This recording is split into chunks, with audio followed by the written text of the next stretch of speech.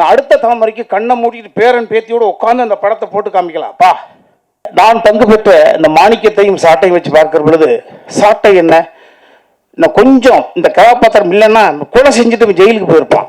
இந்த கொலை செய்யக்கூடிய உணர்வை தடுத்து அவனுக்குள்ள இருக்கக்கூடிய மனிதநேயத்தை மீட்டெடுத்தது என்பது இந்த சாட்டை. மாணிக்கம் என்ன, நாசர் சார் என்ற ஒரு கதாபாத்திரம் இல்லை என்றால் வாழ்க்கை முழுக்க இளம் பிராயத்திலேயே அவன் திருடராக தொடர்ச்சியாக இருந்து எங்கோ சேதாரமாக இருப்பான். ஸோ அற்புதமான அந்த உணர்வுகள் இது நிச்சயமாக இந்த மாணிக்கம் படமே பாருங்க, இந்த சாட்டை எடுத்து பாருங்க. நான் அடுத்த தலைமுறைக்கு கண்ணை மூடிட்டு பேரன் பேத்தியோடு உட்காந்து அந்த படத்தை போட்டு காமிக்கலாம்ப்பா.